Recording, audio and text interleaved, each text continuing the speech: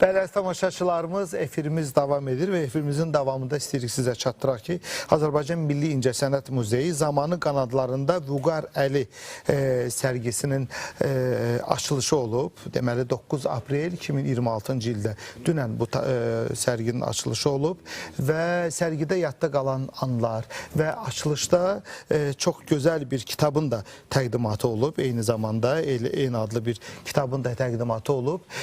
Sərgidə olan hadisələr, yadda qalan məqamlar, bütün bu suallara cavab vermək üçün biz üst tuturuq sərginin bir növ yaradıcılarına və kitabın müəllifinə biz bugün qonaq olaraq dəvət etmişik əziz dostlarımızı. Belə ki, sənətşünaslıq üzrə fəlsəfə doktoru Doçent Sevil xanım Kərimovanı, eləcə də əməkdar rəssam Vüqar Əlini. Hər ikinizi təbrik edirik. Sizə uğurlar arzuluyoruz. Xoş gəlmişsiniz efirimizə. Sabahınız. Xoş gördük sizi və 9 aprel tarixində artıq açılışı olub sərginin davam edir. Əziz tamaşaçılar, yararlanın mütləq, sizə də məsləhət görürük. Artıq gedişatdan da özünüz həvəslənəcəksiniz, çünki çox gözəl əsərlər yer alır. Sevil xanım, siz sərgidə həm monoqrafiyanın müəllifi kimi, həm də bir tədqiqatçı kimi iştirak etmişsiniz və biz əlbəttə burada yer alan kitabdan da danışacağıq, sərgi barəsində də istərdik ki, bax elə Vüqar Əli yaradıcılığından bəhs edərək başlayasınız və sərgi haqqında, kitab haqqında ətraflı məlumat istəyirik sizdən. Çox sağ olun, təşəkkür edirik. Bizdə Vüqar Əli bugün Azərbaycan rəngkarlığında artıq özünə məxsus bir yer tutan rəssamlardan biridir. Bu, yəni ildən ilə dəyişən, üslub transformasiya olan bir rəssamdır və bir sənətşünas kimi mənim üçün doğrudan da onun yaradıcılığı çox maraqlıdır. Biz Vüqarla uzun müddətdir ki, dostuq. Biz hər ikimiz Azərbaycan Dövlət Mədəniyyət və İncəsənət Universitetində işləyirik və kitabın ideyası yarananda əslində həmin fakültədə mən dekan idim. Vüqar müəllim bizdə dizayn və dekorativ tətbiqi sənət kafedrasının müəllimidir və imkanı var idi mənim ki, bir sənətşünas kimi onun emalatxanasında daim izləyim baş verən bədii dəyişiklikləri, onun axtarışlarını. Və çox maraqlıdır ki, bir faktı da qeyd edelim ki, kitabın yaranmasına böyük təkanlardan da biri odur ki, biz indi sənətşünaslar buna yaxşı bilir, digərləri də bilir ki, rəssamlar qeyri-adi bir ruha, qeyri-adi bir qavranışa mənsubdurlar və adətən özləri haqqında çox danışmırlar, izah etmirlər işlərini. Çox xoş bir haldır ki, Vüqar müəllim tamamən başqa bir istiqamətdə yaradıcılığını quran bir adamdır. O öncə çox böyük bir araşdırma aparır. Mən bu prosesləri görürdüm. Yəni əsər yaranmadan əvvəl axtarır, onun bədii bir obrazını tapır və ondan sonra başlayır işləməyə. Bu baxımdan mənim də şansım oldu ki, mən fakültədə daim emalatxanaya gedə bilirdim, izləyə bilirdim bu prosesi və təxminən 2019-cu ildə pandemiyadan əvvəlki bir mərhələdə ideya yarandı ki, Vüqar haqqında məqalələr. Əvvəlcədən sözsüz ki, yəni bu akademik bir yanaşmadır ki, məqalələrlə başlayasan və ondan yavaş-yavaş yəni deduksiya metodu ilə ümumiləşdirməyə gedəsən, əksinə. Və nəticədə sonra pandemiya oldu, işə gedə bilmədi. Yəni ki, bu kitab niyə bizim üçün çox dəyərlidir, əzizdir. Bütün o prosesləri biz özümüz necə dəyişdik? Çünki o devir bizi də çox dəyişdirdi. Başa düşdük ki, tamamən kapanıb, onda da işləmək mümkündür insan üçün. Və o məqamda da bir hissəsi yarıldı. Sonra bu universitetdən müəyyən bir müddət mən ayrıldım. Mən belə başa düşdüm ki, bir növ sizə dayaq oldu bu əsər. Dayaq oldu və daimi bilirsiniz, elə bir əsərlər olur ki, daim ona dönürsən də, məsələn, Edward Munch'un Qışqırıq əsəri var ki, 20 il işləyib onu, daimə dönürdü, yenidən onu işləyirdi. Bax, bu kitab da elə bir şey oldu və nə yaxşı ki, 2024-cü ildə mən hazır olandan sonra Vüqar müəllim kitabın tərtibatını tamamən özü eləyib. Sevil xanım, onu söyləyəcəkdim. Çox nəfis tərtibatda hazırlanır. Həm texniki baxımdan, həm könül dizayn baxımdan və bilinir ki, burada bir rəssam toxunuşu var, rəssam işi var. Tərtibat olandan sonra bəlli oldu ki, çox o qədər də ucuzda bir kitab olmayacaq bu. Və mən müraciət elədim Mədəniyyət Nazirliyinə ki, dəstək olsunlar, sağ olsunlar. Mədəniyyət Nazirliyi bizə dəstək oldu və keçən il bu kitab dekabr ayında artıq nəşrdən çıxdı. Lakin Vüqar müəllim baharı çox sevir. Ona görə biz fikirləşdik ki, yaxşı olar ki, baharda olsun təqdimat. Çox gözəl. Vüqar müəllim, sizin işlərinizdən əvvəl elə kitabdan söhbəti istərdim davam etdirək. Çox sevindirici haldır ki, məhz kitabda da özünüzün bir yanaşması var. Yəni ayrı-ayrı əsərlər, sərgidə olan tablolar. İndi birazdan söhbət açacağıq, rejissorlarımız da ekrana gətirirlər. O narla bağlı çox gözəl, füsunkar əsərləriniz var, amma kitabda bir məcmua formasında bunlar sanki toplaşıblar da. Bunları bir araya gətirmək, sanki səhifələri səhifələdikcə 100, 105, 107 bu ardıcıllıq özü də bir sənətdir, mən belə düşünürəm. Bilməm, haqlıyam ya yox? Bilirsiniz, bu kitabın yaranması çox qəribə, yəni formatı da çox qəribədir.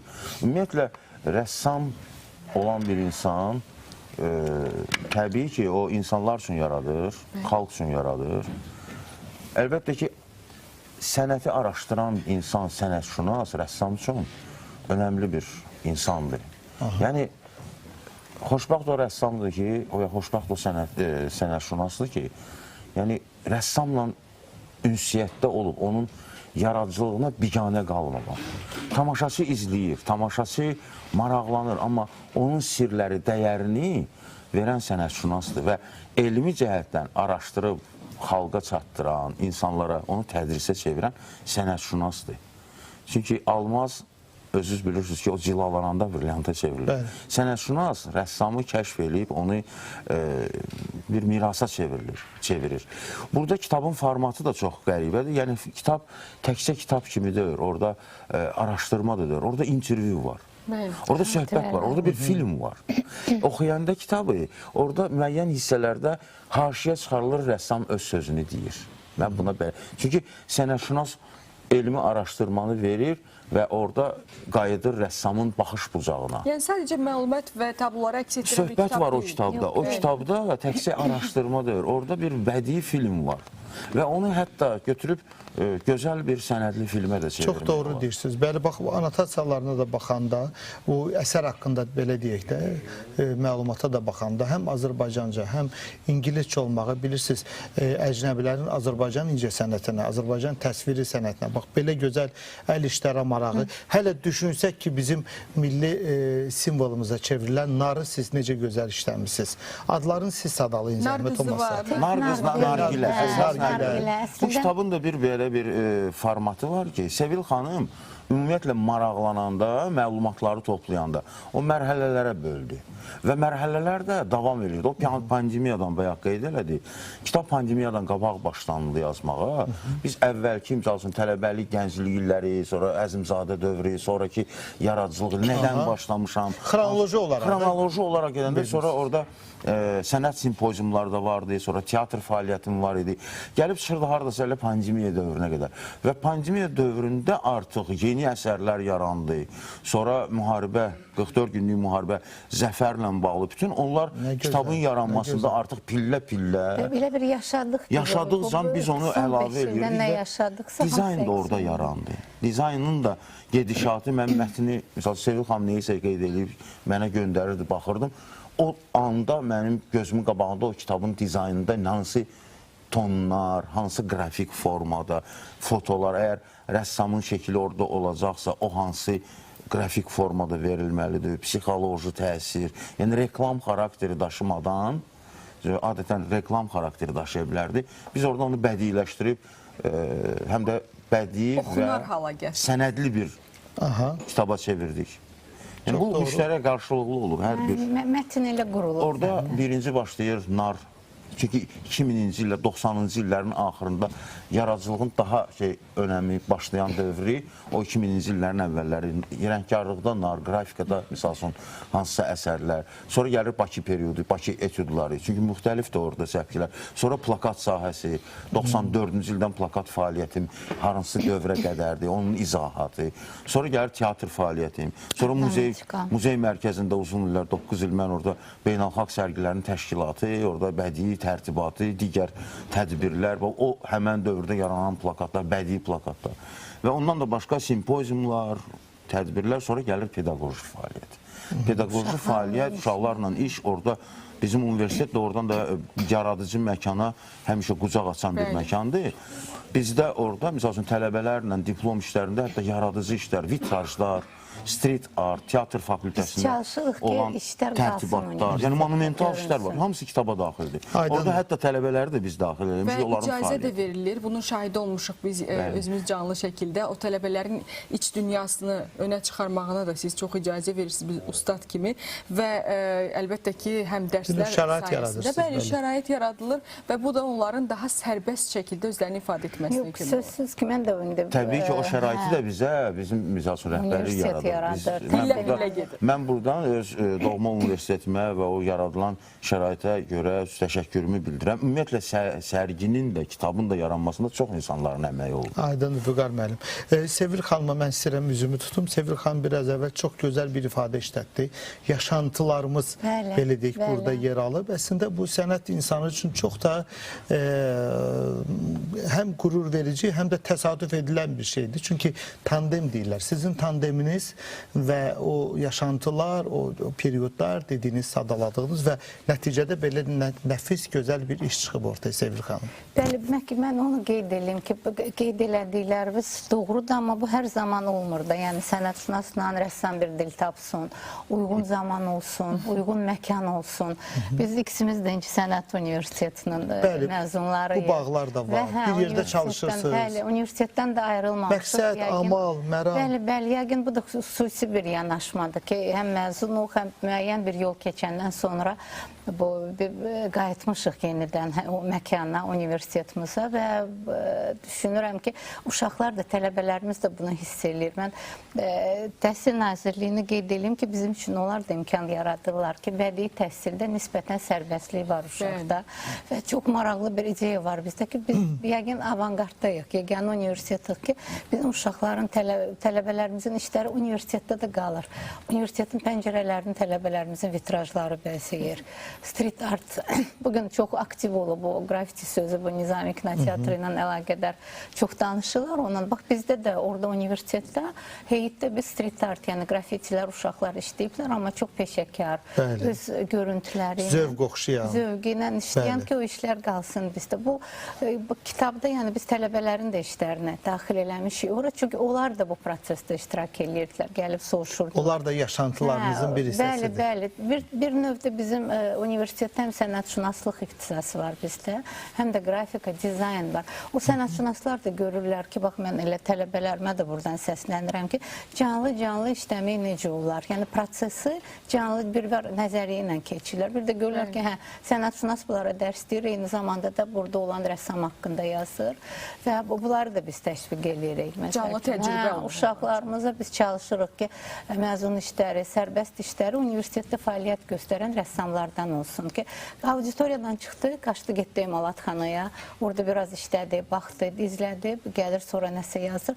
Bax, bu mühiti çalışırıq eləmək və bunların hamısı da yaşanıb bu kitabda. Vüqar müəllim qeyd elədi ki, nargilədən başlamışıq, amma ilkin bizim qığılcımız Tomris idi, Yuçil əsəri idi, var burada. Vüqar müəllim, mən çox maraqlı mövzudur mən üçün Tomris, düşünürəm bir inşallah kitab eləyəcək. Biz 24-cü ildə maraqlı bir sərgi elədik Tomris Türk dünyasında və o məqalədən sonra Vüqar müəllim çox maraqlandı və bir də mən gördüm ki, gəlib ki, mənə məlumat ver, mənə kitab ver, informasiya ver, mən Tomris haqqında oxuyum və nəticədə Yuçil əsəri yarandı. Çox maraqlı, tamamən başqa bir Tomris obrazı da orada keçib, eləsi olmayıb. Cəngavər qadın obrazı mənə daim maraqlandırırdı. O zaman öncə Türkiyədə də hansısa art festivalda elə bir mövzuya toxunmuşdum. Sonra qayıdandan sonra təbii ki, rəssama daim sənətşünas və tarixçi mütləq lazımdır. Çünki elə əsərlər var ki, orada məlumat, xronoloji informasiya lazımdır. Onda sənətşünasla, tarixçi insanla maraqlanıb hansısa məlumatları olmazsa, onsuz da rəssam orada bədii təxəyyülünü, fantaziyalarını işlədəcək. Amma müəyyən elementlər var, müəyyən baxış bucaqları var ki, onu mütləq rəssam duymadan elə bilməz. Vüqar müəllim, siz bu gün yaradırsınız, o informasiyanı alıb yaradırsınız. Bu da sabaha bir informasiyadır, ötürürsünüz. Bu məsuliyyət də var. Ona görə çox doğru, düzgün o qaynağa varırsınız ki, gələcək nəsillərdə və yaxud biraz əvvəl söylədiyimiz kimi əcnəbilər resimlər də sizin o şəkildən bu gözəllikdir. Bunlar öz yerində, amma o qaynaq olaraq doğru düzgün bir informasiyanı, günün necə deyirlər, gözəlliyini, doğruluğunu gələcək nəsillərə, əcnəbilərə Bir çatdırırsınız. faktı istəyirəm qeyd edim ki, Buyurun, Vüqar buyurun. müəllimin ilham nöqtəsi, yəni çıxış nöqtəsi əsasən bizim mədəni irsimizdir. Mən hər zaman qeyd edirəm ki, bu udulmayan bir variantdır. Yəni miniatüradır, xalçadır, bizim ornamentlərimizdir. Bunlar belə bir nöqtədir ki, bilirsiniz, bu 2040 konsepsiyasında da öz yerini aldı ki, biz irsimizi tanılan, rahat qavranılan bir dildə təqdim eləyə bilir ki, əcnəbilər də, növbəti nəsil də, gənclər də bunu başa düşə bilsinlər. Bax, Vüqar müəllimin yaradıcılığı bu baxımdan çox gözəl bir nümunədir. İstər ornamentlərimizdir, miniatüralarımızdır. Mən xüsusi qeyd eləmək istəyirəm burada Xudu Məmmədovun irsini. Çünki Vüqar müəllimgilin özü də, qrupası da 90-cı illərdə həmin dərslərə, kurslara gedirdilər və ornamentin o kristallografiyanın strukturunu əsərlərində gözəl görsədə bilib. Düşünürəm ki, biz bunu bir vəsait kimi də tələbələrə təqdim Və edirik. əsasən də bu üslub xüsusi bir riyazi dəqiqlik də tələb edir. Bu da hər sənətkar üçün öyrənilməsi çətin olan bir üslubdur və elə Vüqar müəllimin işlərinə nəzər yetirdikdə həmin o nümunələrdən bizim studiyamızda da canlı. Miniatüranın tamamilə yeni bir interpretasiyasıdır. Eyni zamanda fragmentar orada xalça ornamentlərini biz görə bilirik. Fiqurların qurulması, siluetlər miniatüradan gələn. Amma Vüqar müəllim məkanı dəyişib, fəzanı bir başqa cür orada təqdim edir. Öz yanaşması var. Öz yanaşması var. Qaynaq var, amma sırf öz yanaşması əsərlərdə sezilir. Mən dostlar, artıq söhbətimizin sonudur. Mən belə bildim ki, bu kitab öz yerində, amma yaşantılarınız, Allah sizə can sağlığı versin. Sizin timsalınızda bütün sənət insanlarını söyləyirəm, xalqımızı deyirəm. İnşallah növbəti illərdə daha fərqli bir kitabla, fərqli bir dərgi ilə də ola bilər. Yenə də bax bu araşdırmalarınız, bu əsərləri yaratmağınız davam etsin. Minnətdarıq sizə. Söhbətimizin sonunda xatırladaq ki, Milli İncəsənət Muzeyində dünən, yəni aprelin 9-unda Zamanı qanadlarında Vüqar Əli sərgisinin açılış mərasimi olub. Həmkarım söylədi. Mən xatırladım ki, könül ayın 15-nə qədər gedəcəkdir sərgi. Ona görə sənət sevərlər 15-nə qədər davam edəcək. Ayın 14-də üzr istəyirəm, rəssamla görüşdü. Görüş də var. Bəli, və mən neçədə? 12-də. Saat 12-də, ayın 14-ü saat 12-də sizinlə görüş var orada. Nə qədər gənc rəssamlar gələcəklər. Sənətşünaslar, gənc sənətşünaslar, rəssamlar. Çox gözəl. Uğurlar arzulayırıq sizə. Təşəkkür edirik. Təşəkkür edirik. Biz də buradan ümumiyyətlə bütün bu baş verənlərin, bütün təşkilatçıların sizdə olmaqla təşəkkürümüzü bildiririk. Mədəniyyət Nazirliyinə, İncəsənət Muzeyinin rəhbərliyinə böyük dəstək oldular bizə, bütün işçilər hamısı, universitetimizə. Ümumiyyətlə, bu kitabın ərsəyə gəlməsində rəssamın özünə də elə o zaman qanadlarını verən ətrafı o böyük şeydir. Hamısına təşəkkürümüzü bildiririk. Çox sağ olun. Televiziyamızda, Mədəniyyət kanalında bax sizin yanınızdadır. Bu işləri hər zaman böyük məmnuniyyətlə xalqımıza çatdırır. Sonda bir daha xatırladaq. Sənətşünaslıq üzrə fəlsəfə doktoru Dosent Sevil xanım Kərimova, eyni zamanda əməkdar rəssam Vüqar Əli bizim qonaqlarımız idi.